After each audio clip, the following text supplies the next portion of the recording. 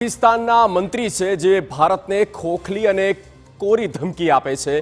વિશ્વ જાણે છે કે પાકિસ્તાનની વૈશ્વિક સ્તરે શું ઓકાત રહી છે અને ભારતની સાથે જ્યારે જ્યારે પણ વાત ભીડાય છે ત્યારે ઇતિહાસ સાક્ષી છે કે શું થયું છે તેમના સૈનિકોનું, ક્યાં છે તેમના મિસાઇલ કે પછી ક્યાં છે તેમના પરમાણુ બોમ્બ।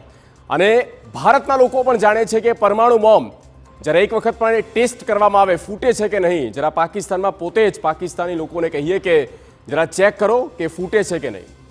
જે થયું છે એક બાદ એક ધમકી। આમ તો જો કે ભારતે જ્યારે વોટર સ્ટ્રાઇક કરી, જે સિંધુ જળ સમજૂતી હતી તેને સ્થગિત કરી અને ત્યાર પછી પાકિસ્તાન કઈ હદે બોખલાયું છે અને મિસાઇલ પણ માંગવામાં આવે છે। જુઓ, ચીન પાસેથી મિસાઇલ આપી કે આપો, અમને લડવું છે ભારતની સામે, અને પરમાણુ બોમ્બની ધમકી આપે છે।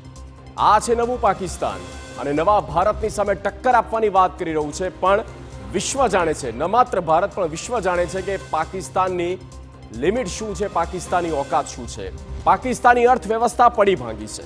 અનેક મોરચે પાકિસ્તાને મોંની ખાધી છે અને વાતો મોટી મોટી કરી રહ્યું છે પાકિસ્તાન। પણ મિસાઇલ સ્તર પર, વૈશ્વિક સ્તરે, કૂટનીતિક સ્તરે અને ડિફેન્સ લેવલે ભારત કરતાં અડધાનું અડધું પણ પાકિસ્તાન નથી। 10 વર્ષ પાછળ છે, જ્યાં ભૂખમરો છે, અન્નના એક એક દાણા માટે પાકિસ્તાનીઓ મરી રહ્યા છે અને એ સ્થિતિની વચ્ચે તેને ઠીક પાડવા માટે વાતો પરમાણુ બોમ્બની કરે છે। આપણે એક ગ્રાફિક્સ થ્રુ સમજાવવાનો પ્રયત્ન કરીએ। પરમાણુ બોમ્બનો જે આ આંકડો છે તે પણ આપજો। ભારત પાસે 172 પરમાણુ બોમ્બ છે, હાલાકી પાકિસ્તાન પાસે 170 બોમ્બ છે અને એટલા માટે જ આ આંકડો છે તે પાકિસ્તાન માટે એક આ આંકડાના જોરે જ ભારતને તે ધમકી આપે છે અને કહે છે કે ભાઈ અમે પણ પરમાણુ શક્તિ ધરાવીએ છીએ, અમારી પાસે પણ પરમાણુ બોમ્બનો ખજાનો છે।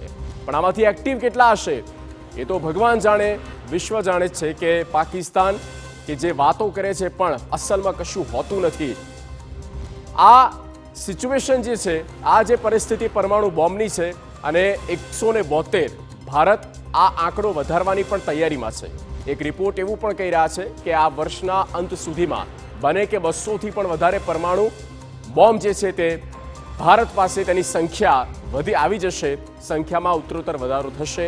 પાકિસ્તાનની આ પ્રકારની ધમકીથી ભારતને કોઈ અસર નહીં થાય, કારણ કે ભારત તમામ સ્તર ઉપર પાકિસ્તાનની કમર તોડી રહ્યું છે અને તેને મોંની ખાવી પડી રહી છે। પાકિસ્તાન